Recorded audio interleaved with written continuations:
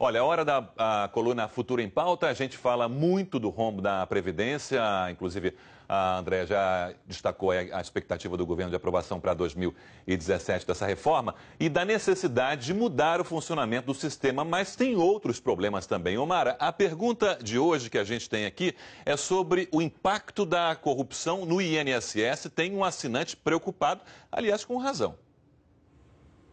Toda razão. A pergunta do Júlio César. Primeiro, eu quero agradecer nossos assinantes, Sérgio, porque a gente está recebendo sugestões, perguntas, temas relacionados a essa discussão, assim, muitas.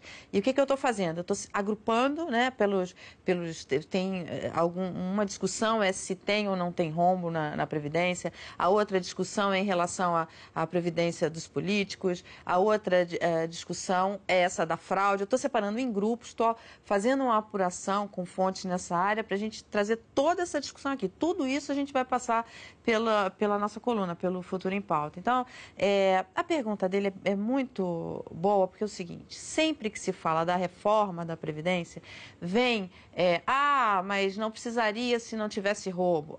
mas não precisaria... Não.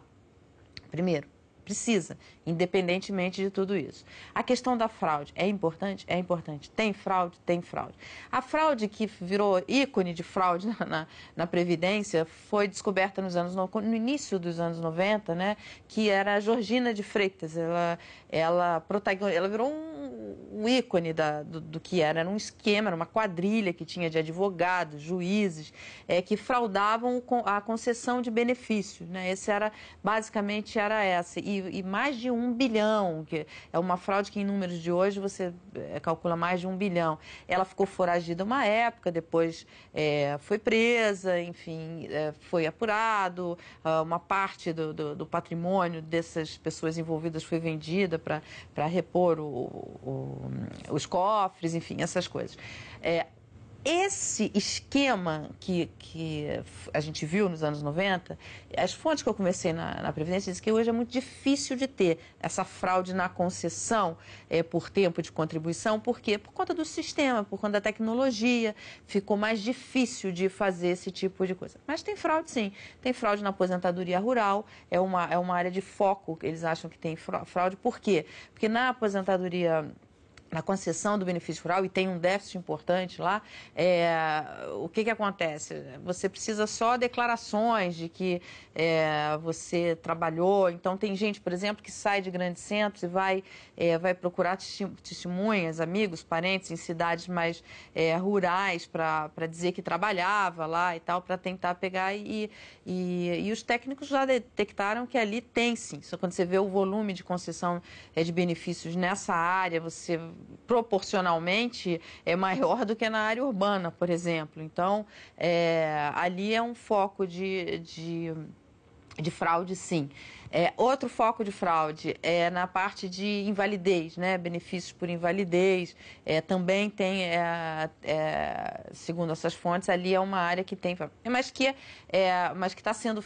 Já vem sendo feito ao longo dos anos, já vem sendo feito todo um trabalho para tentar pegar, mapear, enfim, tentar estancar isso. Tem que estancar, tem que punir, não pode ter fraude. Isso daí está dado.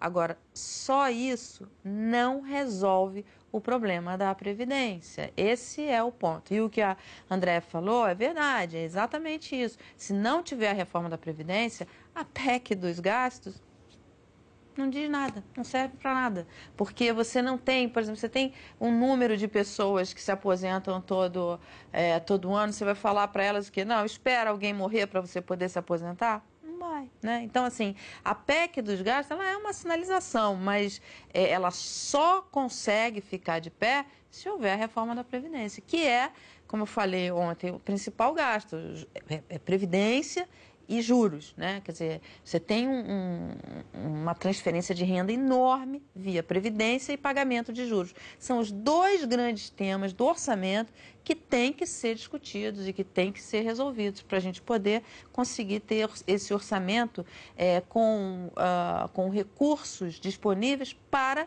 investimentos em saúde, em educação, né? Porque a gente vê que tem esse gasto enorme E a gente está sempre reclamando, né, dos serviços de saúde, serviços de educação pública, enfim, os pais não querem botar seus filhos nas escolas públicas, vão para escolas particulares porque acham que é ruim, enfim, que não tem recursos, os professores reclamam que não tem recurso, enfim, uma série de coisas. Por quê? Porque a maior parte do dinheiro está indo para isso, para pagamento de juros e para a Previdência. Previdência primeiro, pagamento de juros depois.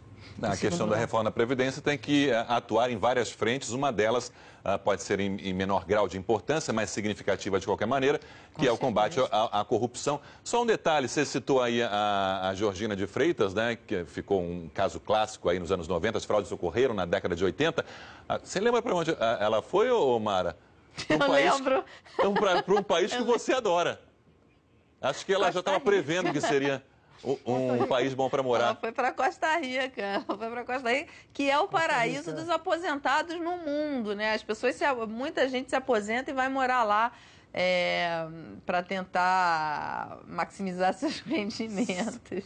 Será que ela estava lá? Quando ela foi presa, ela estava lá. Será que ela tinha como alvo também os aposentados na Costa Rica? Dúvida, fica a dúvida.